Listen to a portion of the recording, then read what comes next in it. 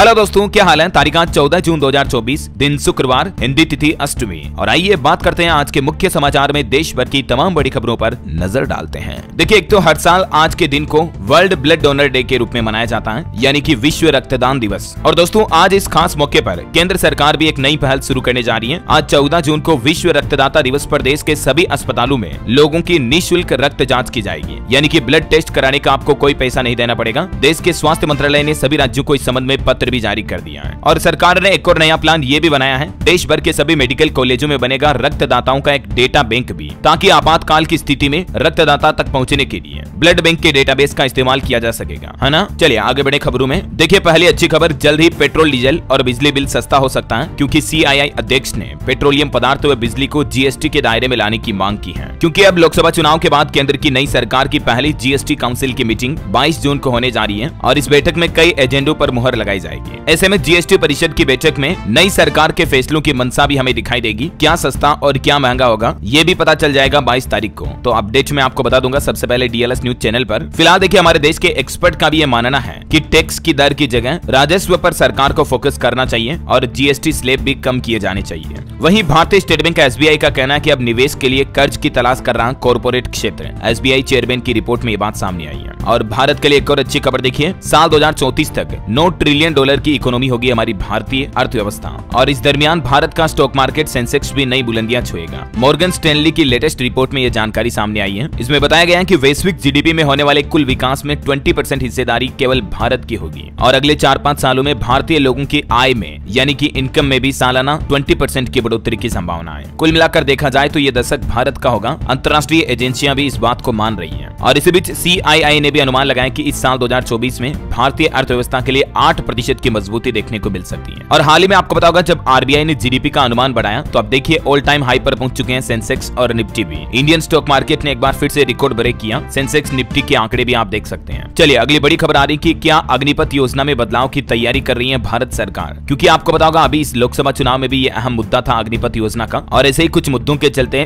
विपक्ष को अच्छी खासी जीत मिली है इस बार के चुनाव में। अब ऐसे में सबसे बड़ा सवाल कि अग्निपथ योजना में बदलाव किया जाएगा या इसे पूरी तरह से बंद किया जाएगा, क्योंकि विपक्ष लगातार इसका विरोध करता आ रहा। लेकिन अब सरकार सर्वे और समीक्षा के जरिए अग्निपथ योजना की कमियों और विपक्ष के विरोध के कारणों का पता लगाएगी। भारत सरकार ने 10 अलग अलग मंत्रालयों के सचिवों को अग्निपथ योजना की समीक्षा की जिम्मेदारी भी सौंपी है। चलिए अगला अपडेट देखिए दोस्तों, 26 जून को होगा स्पीकर का चुनाव। लोकसभा अध्यक्ष की कुर्सी पर JDU और TDP की भी नजर है। और इससे ठीक 2 दिन पहले संसद का सत्र भी शुरू हो जाएगा 24 जून से। और इस संसद के नए सत्र में कांग्रेस नीट की धांधली का मुद्दा भी उठाएगी। वैसे नीट एग्जाम को लेकर सुप्रीम कोर्ट ने भी एक बड़ा फैसला सुनाया। आगे जानेंगे अपन अपडेट। फिलहाल देखिए अगली बड़ी खबर, आधार कार्ड को फ्री में अपडेट करने की आखिरी तारीख को सरकार ने फिर से बढ़ा दिया और अब आप 14 सितंबर तक अपने आधार कार्ड में फ्री अपडेशन करवा सकते हैं। तब तक आपको कोई फीस नहीं देनी होगी। हालांकि अगर आप बायोमेट्रिक्स वगैरह अपडेट करवाते हो तो थोड़ी बहुत फीस लगेगी। चलिए अगला अपडेट है, इस साल वित्त वर्ष 2024-25 का फुल बजट मिड जुलाई यानी कि जुलाई के मध्य महीने में पेश किया जाएगा। देश की वित्त मंत्री निर्मला सीतारमण 17 जून तक प्री कंसल्टेशन बजट मीटिंग भी शुरू करेगी। अब नई सरकार बनने के बाद पूर्ण बजट की तैयारियां भी शुरू हो चुकी हैं। और दोस्तों, इस बार के बजट से पहले हमारे देश में व्यापारियों ने भी सरकार से एक मांग रखी है और कहा कि एक देश एक टैक्स स्लैब कब लागू करेगी सरकार। सरकार को इस पर विचार करना चाहिए। चलिए खबर है, आज जारी होंगे मई के थोक महंगाई के आंकड़े। ईंधन की कीमतें बढ़ने से 4% पर पहुंच सकती है महंगाई दर, जबकि अप्रैल में ये 1.26% रही थी। खुदरा महंगाई दर के आंकड़े तो कल ही आगे थे, मैंने आपको बताया था। 12 महीने के सबसे निचले स्तर पर चल रही है अभी। और आज थोक महंगाई दर के आंकड़े भी आ जाएंगे। चलिए किसान भाई लोगों के लिए बड़ी अच्छी खबर देखिए, 18 जून को जारी होगी PM किसान सम्मान निधि योजना की 17वीं किस्त। प्रधानमंत्री नरेंद्र मोदी 9.25 करोड़ से भी ज्यादा किसानों के खातों में ट्रांसफर करेंगे 20,000 करोड़ रुपए। इस योजना के तहत हर साल किसान भाई लोगों को 6-6 हजार रुपए मिलते हैं, आपको पता होगा। हालांकि अगर आपने अभी तक भी KYC नहीं करवा रखी है तो जरूर करवा ले, इन स्टेप्स को फॉलो करके, वरना हो सकता है कि आपको PM किसान सम्मान निधि योजना की किस्त ना मिले। और वहीं एक और अच्छी खबर आ रही कि दालों की खरीद गारंटी योजना भी लाएगी सरकार। मोदी कार्यकाल 3.0 में कृषि क्षेत्र की प्राथमिकता में होगी दालों में आत्मनिर्भरता। चलिए खबर है, G7 समिट में हिस्सा लेने के लिए इटली रवाना हो चुके हैं PM मोदी और ये उनके तीसरे कार्यकाल में प्रधानमंत्री बनने के बाद पहली विदेश यात्रा भी है। G7 समिट में रवाना होने के दौरान PM ने कहा कि मुझे खुशी है पहले दौरे पर इटली जा रहा। और PM के इटली पहुंचने से पहले ही वहां की प्रधानमंत्री मेलोनी पर भारत की छाप दिखाई दी। G7 समिट में आए विदेशी मेहमानों से हाथ मिलाने की बजाय वो नमस्ते करते हुए नजर आई। ये देख सकते हैं, भारतीय संस्कृति के अनुसार वो नमस्ते कर रही हैं। सोशल मीडिया पर उनके वीडियो भी काफी वायरल हो रहे हैं, किस तरह से G7 नेताओं का वेलकम किया मेलोनी ने। मानो प्रधानमंत्री नरेंद्र मोदी की छाप उनमें दिख रही है। और सोशल मीडिया पर भी लोग बाग मेलोनी को मेलोडी कह के खूब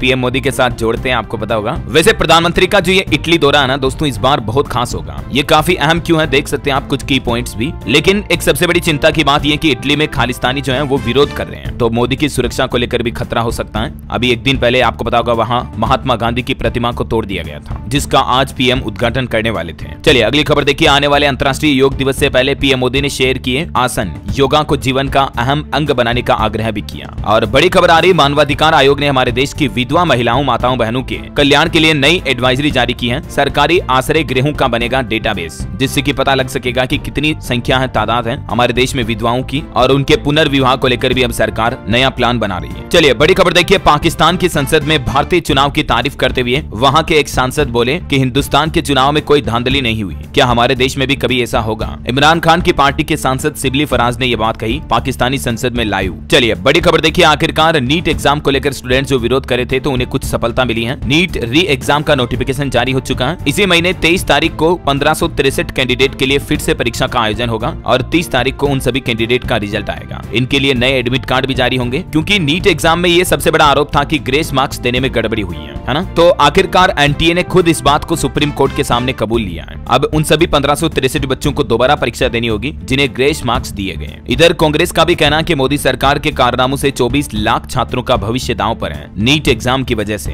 हालांकि इस मुद्दे पर केंद्रीय शिक्षा मंत्री ने भी अब बयान जारी करते हुए कहा कि पेपर लीक होने का कोई सबूत नहीं है, किसी छात्र का कोई नुकसान नहीं होने देंगे। चलिए अगली बड़ी खबर देखिए। जम्मू कश्मीर में जो पिछले 4 दिन में 4 आतंकी हमले हुए, इसके बाद अब प्रधानमंत्री नरेंद्र मोदी ने मीटिंग की, गृह मंत्री और एनएसए के साथ बातचीत भी हुई, सुरक्षा बलों की तैनाती पर चर्चा की गई। रियासी मामले में 53 लोगों को हिरासत में भी लिया गया है। वैसे जम्मू कश्मीर में एक नया नियम भी लागू हो चुका है। अब जम्मू के सभी स्कूलों में राष्ट्रगान गाना अनिवार्य होगा। सरकार की तरफ से निर्देश भी जारी कर दिए गए हैं और सुबह की प्रार्थना सभा के दौरान सभी स्कूलों में राष्ट्रगान अनिवार्य कर दिया है। वहीं देखिए दोस्तों, जम्मू कश्मीर मुद्दे को लेकर जो हाल ही में पाकिस्तान चीन ने उल्टे सीधे बयान दिए थे, तो अब भारत ने पाकिस्तान और चीन को जवाब देते हुए कहा कि आप जम्मू कश्मीर पर दखल अंदाजी न करें, ये हमारा अभिन्न हिस्सा है। दोनों देशों ने कहा था कि जम्मू के मुद्दे को यूएन चार्टर के मुताबिक हल करें, है ना। तो पाक और चीन के इस बयानबाजी पर हमारे देश के विदेश मंत्री ने कहा कि जम्मू कश्मीर और लद्दाख हमेशा से भारत के अंग रहे हैं और हमेशा रहेंगे भी। आप अपने अपने देश का ध्यान रखें, हमारे मुद्दे में दखल अंदाजी करने की कोई जरूरत नहीं है। वैसे देश की सुरक्षा मामलों को लेकर भी देखिए सरकार का बड़ा फैसला। सरकार ने अजीत डोभाल को फिर से एनएसए और पीके मिश्रा को फिर से प्रधानमंत्री का सचिव नियुक्त किया है, यानी नेशनल सिक्योरिटी एडवाइजर के पद पर बने रहेंगे अजीत डोभाल। केंद्र सरकार ने उनकी कार्यकाल को एक्सटेंड कर दिया है। रियली दोस्तों, अजीत डोभाल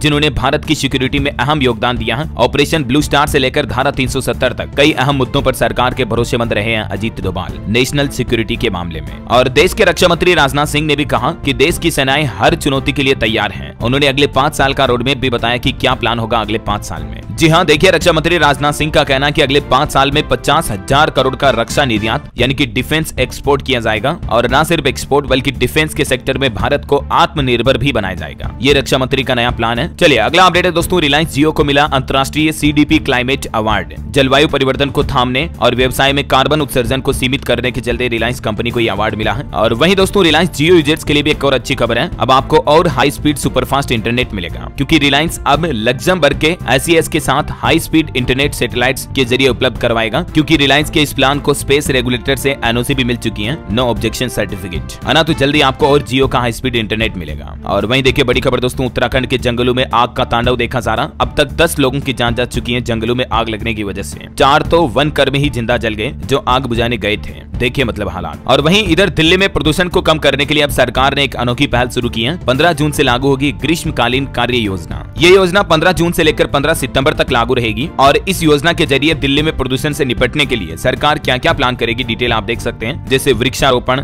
डस्ट प्रदूषण को कम करना, औद्योगिक प्रदूषण पर लगाम लगाना वगैरह वगैरह। और वहीं अभी आपको पता होगा आजकल गर्मियों के दिनों में दिल्ली में पानी की बहुत कमी चल रही है। इस मुद्दे को लेकर तिहाड़ जेल में आतिशी ने केजरीवाल से मुलाकात भी की। और आतिशी का कहना है कि दिल्ली में प्रतिदिन 50 मिलियन गैलन पानी की कमी है और इसीलिए पानी बर्बाद ना करे दिल्ली वासी बिल्कुल भी। जहां पहले से पानी की किल्लत चल रही दिल्ली में, इसी बीच एक और बड़ा झटका ये लगा लगा कि हिमाचल प्रदेश ने भी दिल्ली को पानी देने से इनकार कर दिया, जबकि एक दिन पहले हिमाचल सरकार ने हामी भरी थी। और अब तो सुप्रीम कोर्ट ने भी अपने हाथ खड़े कर दिए इस मुद्दे पर, कहा कि यमुना जल बंटवारे का मुद्दा बहुत जटिल है, हमारे पास कोई एक्सपर्टीज नहीं है इसे लेकर। हिमाचल प्रदेश सरकार ने यू टर्न लेते हुए कोर्ट में भी ये कह दिया कि दिल्ली सरकार को देने के लिए हमारे पास अतिरिक्त पानी है ही नहीं। और इधर दिल्ली सरकार ने जल संकट के लिए हरियाणा के टैंकर माफियाओं को भी जिम्मेदार बताया। चलिए खबर है, दिल्ली के उपराज्यपाल ने शिक्षा विभाग के अधिकारियों को एमएसपी योजना के तहत वित्तीय लाभ देने को भी मंजूरी दी है, तो ये भी एक अच्छी राहत की बात है। कुछ डिटेल आप देख सकते हैं इस बारे में। चलिए खबर देखिए दोस्तों, उड़ीसा के जगन्नाथपुरी मंदिर के चारों द्वार खोले गए। कोरोना काल के समय 3 गेट बंद किए गए थे, लेकिन उड़ीसा के नए मुख्यमंत्री ने शपथ लेते ही मंत्रिमंडल के साथ परिक्रमा भी की, यहाँ का दौरा किया और मोहन सरकार में ये पहला फैसला लिया गया। आज से ही पूरी जगन्नाथ मंदिर के चारों कपाट खुल चुके हैं। और मध्य प्रदेश सरकार का भी एक बड़ा फैसला देखिए दोस्तों, अब 24 घंटे खुलेंगे राज्य में मॉल और रेस्टोरेंट। नगर निगम और इंडस्ट्रियल एरिया में ये सुविधाएं मिलेगी। जल्दी इस संबंध में आदेश भी जारी किया जाएगा। सरकार ने ये निर्णय क्यों लिया, इसके पीछे कुछ वजह भी बताई, देख सकते हैं आप। और एमपी में एक और आदेश जारी हुआ, निजी अस्पताल, कोचिंग संस्थान और मॉल को अब सार्वजनिक जगहों पर कैमरे लगाने होंगे, सीसीटीवी कैमरे। मध्य प्रदेश सरकार के गृह विभाग द्वारा ये सख्त प्लान बनाया गया है अपराध की रोकथाम और नियंत्रण के लिए। चलिए खबर है, गुजरात के राजकोट में जो गेम जोन हादसा हुआ था आग लगने वाला, उसमें गुजरात सरकार को हाईकोर्ट ने फटकार लगाते हुए कहा कि छोटे अफसरों को पकड़ा या सस्पेंड किया क्या आपने, बड़ी कार्रवाई कब होगी। चलिए अगली खबर है दोस्तों, सोशल मीडिया पर आजकल एक वीडियो वायरल किया जा रहा, जिसमें ये लिखा जा रहा कि जेपी नड्डा और गडकरी गुटखा खाते हुए दिखाई दे रहे हैं। लोगों ने सोशल मीडिया पर यह भी लिखा कि जब देश के स्वास्थ्य मंत्री ही ऐसा करें तो कैसे काम चलेगा। लेकिन आपको बता दूं, इस वीडियो में जो ये खा रहे हैं कोई पान मसाला या तंबाकू नहीं है, बल्कि नड्डा के हाथ में जो डिब्बी थी वो एक आयुर्वेदिक दवा की डिब्बी थी। ये गले की एक आयुर्वेदिक दवा योगी कंठिका इसका नाम है, जिसे लोग तंबाकू समझ बैठे और सोशल मीडिया पर ट्रोल करने लगे। ये देख सकते हैं आप, इसका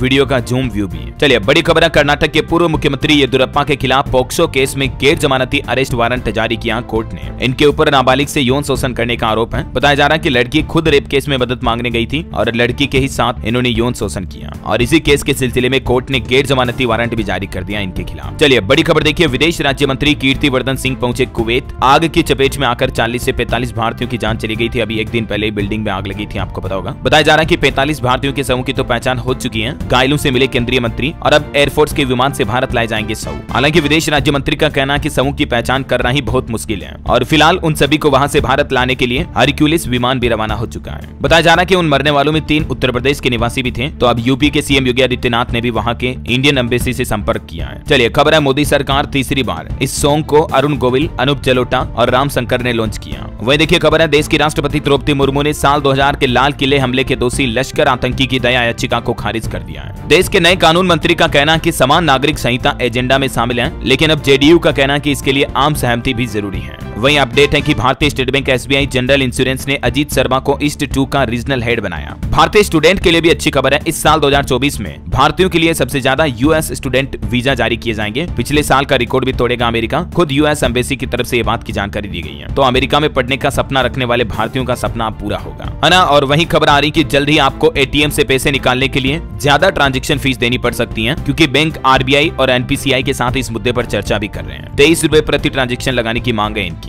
चलिए बिहार सरकार का फैसला देखिए, शहरी क्षेत्र के भूमिहीन बीपीएल परिवारों को गाँव में मिलेगी 5 डिसमिल जमीन। जो चयनित में बीपीएल राशन कार्ड के अंतर्गत आने वाले परिवार हैं, उनके लिए बिहार के नीतीश सरकार की तरफ से ये शानदार घोषणा की गई है। चलिए खबर देखिए, लोकसभा चुनाव के बाद अब विधानसभा चुनाव की तैयारी। कांग्रेस ने हरियाणा में सेट किया गोल, 70 पार का नारा भी दिया। इधर बीजेपी ने भी 6 विधानसभा सीटों में उपचुनाव के लिए प्रत्याशियों का ऐलान कर दिया। मध्य प्रदेश के अमरवाड़ा से कमलेश शाह को उम्मीदवार घोषित किया। वही देखिए, पेमा खांडू तीसरी बार बने अरुणाचल प्रदेश के मुख्यमंत्री और चाउना मीन फिर से डिप्टी सीएम बने। साथ में 10 मंत्रियों ने शपथ भी ली। और एक दुर्घटना की खबर देखिए दोस्तों, उत्तर प्रदेश के गाजियाबाद की एक 3 मंजिला बिल्डिंग में आग लग गई, 5 लोग जिंदा जल गए। मरने वालों में पति पत्नी और उनकी बेटी भी है। बताया जा रहा है कि फोम पड़ा था, उसमें आग भड़की और बचने का मौका भी नहीं मिला। और दिल्ली के चांदनी चौक में भी मारवाड़ी कटरा इलाके में भीषण आग लग गई। दमकल की 14 गाड़ियां मौके पर पहुंची और आग पर काबू पाया गया। चलिए कुछ और हेडलाइंस न्यूज देख लेते हैं फटाफट से। देखिए, इंपैक्ट रैंकिंग में दुनिया में शीर्ष स्थान पर पहुंचा भारत, टाइम्स हायर एजुकेशन ने जारी की रिपोर्ट। खबर है, कोलकाता हाईकोर्ट ने पश्चिम बंगाल में 21 जून तक केंद्रीय बलों की तैनाती का आदेश जारी किया। भाजपा ने इस आदेश का स्वागत भी किया। और पश्चिम बंगाल की मुख्यमंत्री ममता बनर्जी ने ने भी 1 करोड़ से ज्यादा किसानों को वित्तीय सहायता दी, 2900 करोड़ रुपए जारी करने की घोषणा की है। देख सकते हैं इस आदेश के बारे में ज्यादा जानकारी भी। और वहीं दोस्तों पश्चिम बंगाल में जो बर्ड फ्लू मिलने की खबरें चल रही थी, इस पर भी बंगाल सरकार का कहना है कि किसी भी नमूने में नहीं पुष्टि हुई बर्ड फ्लू की, पोल्ट्री उत्पादों की खपत पर भी कोई प्रतिबंध नहीं लगाया गया। चलिए खबर है, मराठा आरक्षण कार्यकर्ता मनोज जरांगे ने स्थगित की भूख हड़ताल। 6 दिनों से ये अनशन पर थे, प्रदर्शन कर रहे थे, लेकिन फिलहाल इन्होंने स्थगित कर दिया। और महाराष्ट्र के लिए एक और अच्छी खबर है, यहाँ 3000 करोड़ रुपए निवेश करेगी मर्सिडीज बेंज कंपनी। उद्योग मंत्री उदय सामंत ने खुद इस बात की जानकारी दी है और इस निवेश से राज्य में नए रोजगार के अवसर भी पैदा होंगे। वही दोस्तों एक रिपोर्ट आ रही कि कच्चे तेल की मांग में अभी हमारा भारत सबसे आगे है और बीते महीने अप्रैल मई में 16,600 करोड़ के आईफोन का निर्यात किया भारत ने। कल ही मैंने आपको एक रिपोर्ट बताई थी ना कि दुनिया में हर 7वां आईफोन भारत में बनकर तैयार हो रहा है और अभी हमारा भारत दुनिया का दूसरा सबसे बड़ा मोबाइल फोन निर्माता भी बन चुका है। चलिए अगली खबर है, भारतीय कंपनी ने एक जर्मन फर्म के साथ समझौता किया है और इससे नौसेना की पनडुब्बी रोधी क्षमता और ज्यादा बढ़ेगी। वही देखिए खबर, पीआईबी की फैक्ट चेक यूनिट ने 12 यूट्यूब चैनलों पर 134 वीडियो में फर्जी खबरों का भंडाफोड़ किया और इसीलिए हमेशा जिनवन और ऑथेंटिक न्यूज चैनल ही देखें, जैसे कि डीएलएस न्यूज है। आपको यहाँ पर डेली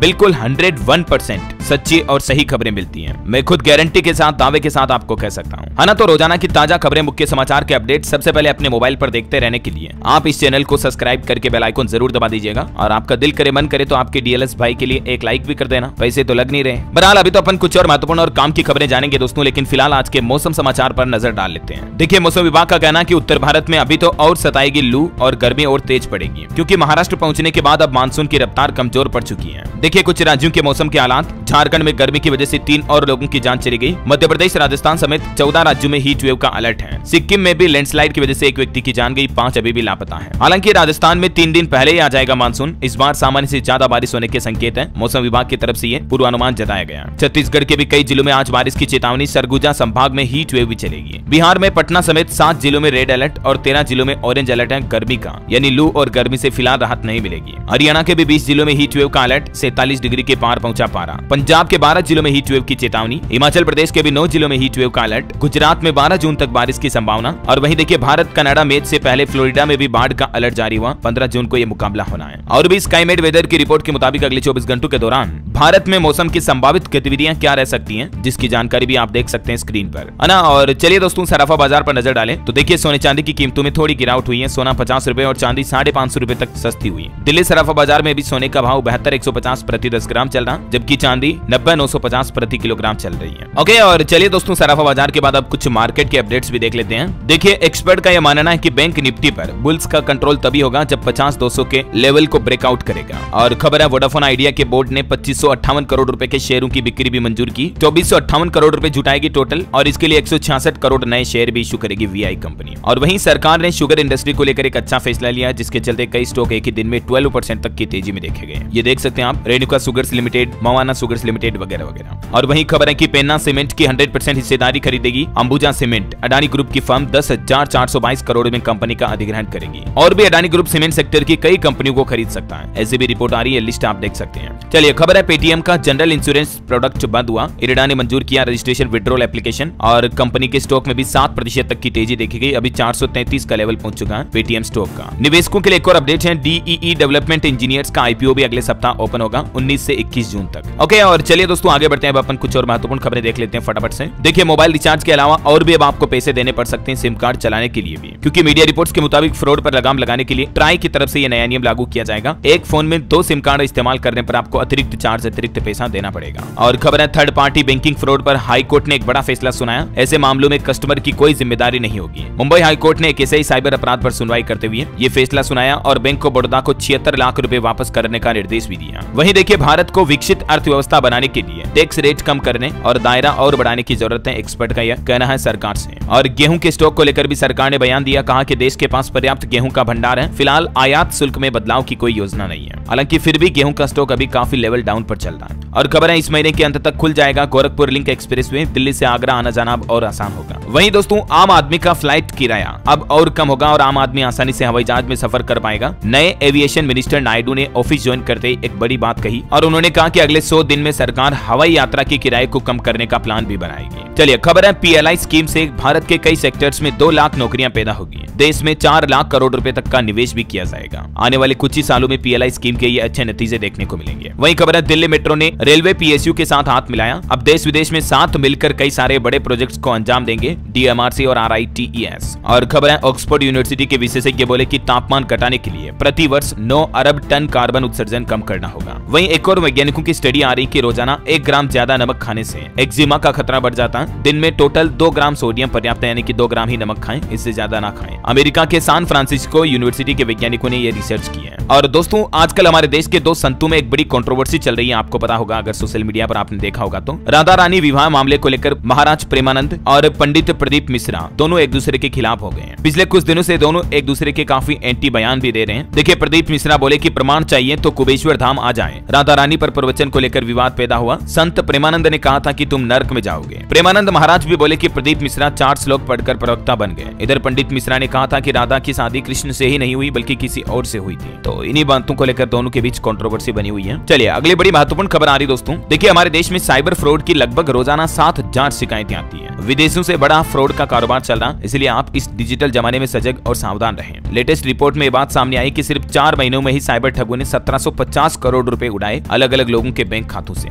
ये डेटा कोई छोटा मोटा नहीं है। और ऑटो इंडस्ट्री से खबर देखिए, टाटा पंच भारत की सबसे सेफ इलेक्ट्रिक कार बनी। भारत एनकेप क्रैश टेस्ट में बच्चों की सेफ्टी के लिए भी इसको 45 पॉइंट मिले और नेक्सॉन EV भी 5 स्टार साबित हुई। खबर है झारखंड के पूर्व मुख्यमंत्री हेमंत सोरेन की जमानत याचिका पर सुनवाई पूरी हुई। हाईकोर्ट ने फैसला सुरक्षित रखा। ईडी ने हाईकोर्ट में कहा कि पूर्व CM को जमानत मिलती है तो जांच प्रभावित होगी। और बॉलीवुड से खबर देखिए, रिलीज के एक दिन पहले ही फिल्म हमारे 12 पर रोक लगा दी है सुप्रीम कोर्ट ने और कहा कि इस फिल्म का ट्रेलर आपत्तिजनक है। इससे पहले भी 2 बार इस फिल्म की रिलीज डेट टल चुकी है। और बॉलीवुड क्वीन कंगना रनौत भी बोली कि फिल्मों में काम करना पॉलिटिक्स से भी ज्यादा आसान है। चलिए मोबाइल फोन लॉन्चिंग पर खबर है कि Oppo F27 Pro Plus smartphone 28,000 रुपए की कीमत पर लॉन्च हुआ। इसमें आपको 3D कर्व डिस्प्ले मिलेगा 5000 mAh बैटरी के साथ। वहीं OBC आरक्षण पर बड़ी खबर आ रही। झारखंड में देखिए इस आरक्षण पर 27% करने की कवायद फिर से शुरू हुई। अन्य पिछड़ा वर्ग आयोग ने भी एक नया कदम उठाया है। अभी OBC आरक्षण जो 14% है उसको 27% करने की कवायद शुरू हो चुकी है झारखंड में। और भी ज्यादा डिटेल देख सकते हैं आप इस मुद्दे से जुड़ी। और वहीं देखिए दोस्तों, इलाहाबाद हाईकोर्ट ने एक रेप केस की सुनवाई करते हुए कहा कि ऐसे मामलों में हमेशा आदमी ही गलत नहीं होता है, केवल मर्दों पर सवाल नहीं उठाए जा सकते हैं क्योंकि ताली एक हाथ से नहीं बजती है। हाईकोर्ट ने खुद कहा कि भले ही कानून महिलाओं के हितों की रक्षा करता हो, लेकिन आदमी ही सिर्फ दोषी हो हमेशा ऐसा नहीं हो सकता है। चलिए खबर है राजस्थान में सरकारी स्कूलों में फ्री टेबलेट के साथ साथ अब 3 साल तक मुफ्त इंटरनेट भी मिलेगा। 18 करोड़ रुपए खर्च किए जाएंगे इस पर। राजस्थान के भजनलाल सरकार की तरफ से ये शानदार घोषणा की गई है। सरकारी स्कूलों के प्रतिभावान बच्चों के लिए सरकार अब टेबलेट के साथ 3 साल फ्री इंटरनेट कनेक्शन भी देगी, जिसमें 8वीं 10वीं और 12वीं कक्षा के मेरिटोरियस छात्रों को ये फ्री इंटरनेट सिम उपलब्ध कराई जाएगी।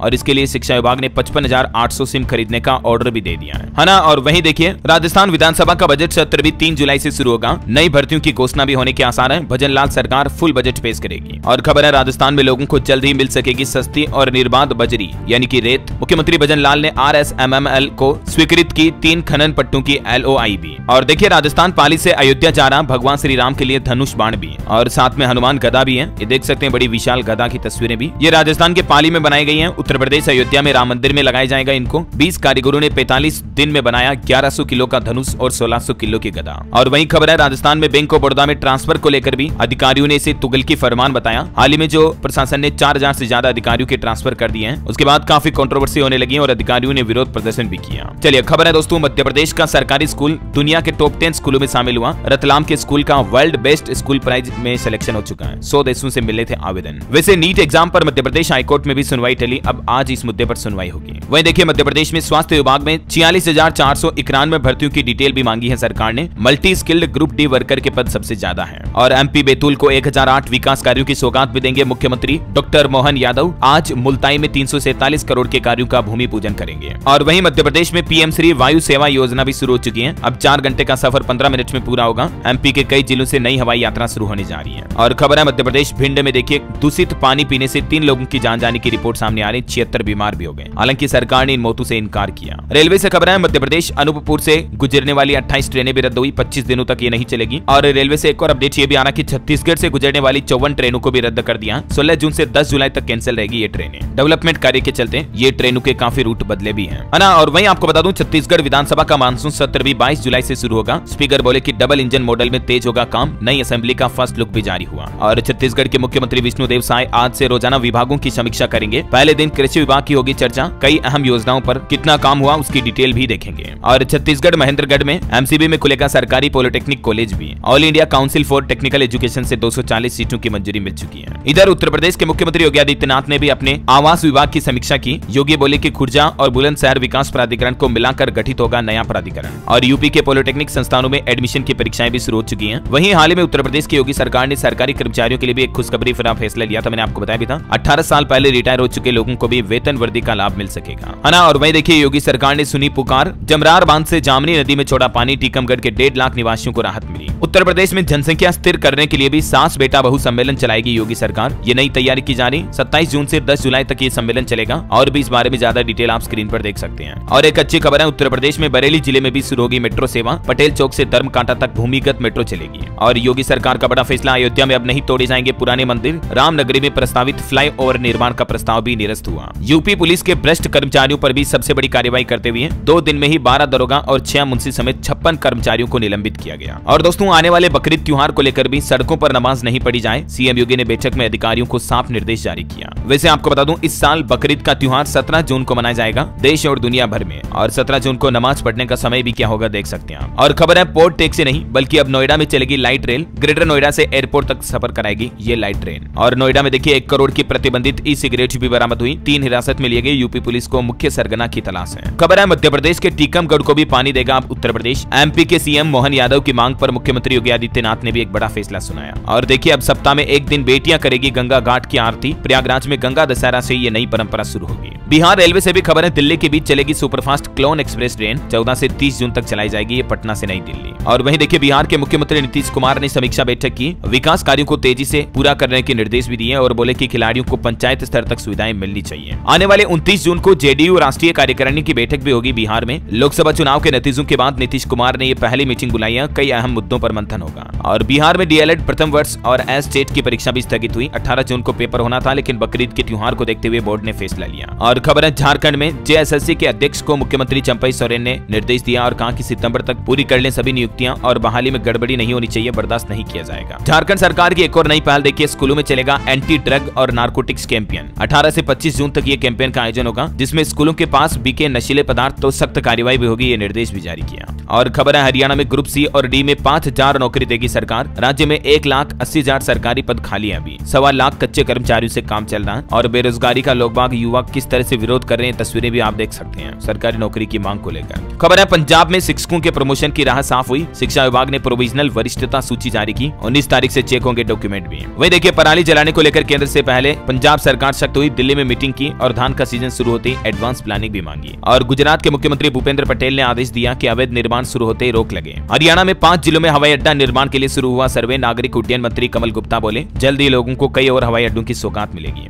और चलिए दोस्तों कुछ एजुकेशनल खबरें देख लेते हैं। देखिए अब इस दिन तक एडमिशन कैंसिल कराने पर उच्च शिक्षण संस्थानों को लौटानी होगी पूरी फीस। यूजीसी की तरफ से नया आदेश जारी किया गया और ये तारीख तय की है 30 सितंबर। और देखिए इंजीनियरिंग कॉलेजों में एडमिशन के लिए काउंसलिंग शुरू हुई। इस साल आईआईटीज में 355 सीटें बढ़ाई गई। सरकारी नौकरियों को लेकर भी कुछ अपडेट्स हैं। छत्तीसगढ़ में फॉरेस्ट गार्ड के 1484 पदों पर भर्ती निकली है। 12वीं पास को भी मौका है। लास्ट डेट 1 जुलाई 2024 रहेगी। बैंक ऑफ बड़ौदा में भी 627 पदों पर वैकेंसी निकली है। एज लिमिट 60 साल। लास्ट डेट 2 जुलाई। आंध्र प्रदेश में भी होगी जल्दी 16,000 शिक्षकों की भर्ती। मुख्यमंत्री ने शपथ लेते ही ये बड़ी घोषणा की है। और बिहार में देखिए बिजली विभाग में 2610 वैकेंसी निकली है जिसमें 15 जून से आवेदन शुरू होंगे और लास्ट डेट 15 जुलाई रहेगी। खबर है 19 से 22 जुलाई के बीच होगा बीपीएससी TRE 3.0 का एग्जाम। पेपर लीक की वजह से ये परीक्षा कैंसिल हुई थी। और वैसे बिहार में के पाठक को शिक्षा विभाग से हटा दिया है। अब ये राजस्व एवं भूमि सुधार विभाग के अपर मुख्य सचिव बनाए गए हैं। बिहार सरकार ने जैसे ये फैसला लिया अब बालू माफियाओं पर भी नकल कसी जाएगी, हड़कंप समझ गया। और देखिए झारखंड में भी विधानसभा चुनाव से पहले सीएम सोरेन ने बड़ा ऐलान किया, कई अलग अलग डिपार्टमेंट्स में भर्ती की जाएगी। एसएससी जेई की आंसर की जारी हो चुकी। 15 जून तक आप ऑब्जेक्शन दर्ज करा सकते हैं। और खबर है 16 जून के लिए नमो भारत ट्रेन की टाइमिंग भी बदली गई। यूपीएससी एग्जाम को देखते हुए छात्रों की सुविधा पर यह फैसला लिया है। उत्तर प्रदेश में रेलवे की तरफ से ये फैसला लिया है। ओके और चलिए कुछ अंतर्राष्ट्रीय न्यूज देखिए आप। चीनी व रूसी हैकरों ने अमेरिकी विदेश विभाग के 60,000 ईमेल चुराए। माइक्रोसॉफ्ट ने खुद कबूली अपनी गलती। और पाकिस्तान में देखिए साल भर में गधों की तादाद 1 लाख तक बढ़ी। गधों की मदद से पाकिस्तान अपने आर्थिक हालात सुधारने की फिराक में है। नासा ने स्पेस सूट में असुविधा के कारण रद्द की स्पेस वॉक। अमेरिकी अंतरिक्ष एजेंसी नहीं बताई कोई कारण। यूक्रेन को एक और पेट्रियट मिसाइल सिस्टम देगा अमेरिका, राष्ट्रपति जो बाइडेन ने दी मंजूरी। रूस ने एक बड़ा कदम उठाया, मॉस्को स्टॉक एक्सचेंज में बंद की डॉलर और यूरो में ट्रेडिंग। इधर हिजबुल्लाह ने इजराइल पर दागे 100 और रॉकेट, कहा कमांडर की मौत का बदला लेकर रहेंगे, 1 मिलियन रॉकेट दागे जाएंगे। ओके, और अंत में आज के राशिफल पर नजर डाले दोस्तों, तो देखिए सिंह राशि वालों का आज रुका हुआ काम पूरा हो सकता है। मेष और मीन राशि वालों को भी सितारों का साथ मिलेगा। कुंभ राशि के लोगों को महत्वपूर्ण लोगों के साथ जुड़ने का मौका मिलेगा और तुला राशि के नौकरी पेशा लोग थोड़ा संभल कर रहे हैं, है ना। और दोस्तों आप मुझे कमेंट करके बताइए कि भारत में दूसरे नंबर पर सबसे ज्यादा बोली जाने वाली भाषा कौन सी है? Which is second large spoken language in India? Let me know in the comment box. सही जवाब देने वाले लोगों को रैंडमली सेलेक्ट होने पर DLS न्यूज टीम की तरफ से एक शानदार सरप्राइज गिफ्ट जीतने का मौका मिलेगा। और इसी के साथ ही अगर आपको वीडियो अच्छा लगा तो इसे लाइक करना, शेयर भी करना, DLS न्यूज चैनल को सब्सक्राइब करके बेल आइकन जरूर दबा देना रोजाना ऐसी इंफॉर्मेटिव काम की खबरें देखते रहने के लिए। जय हिंद, जय भारत, वंदे मातरम।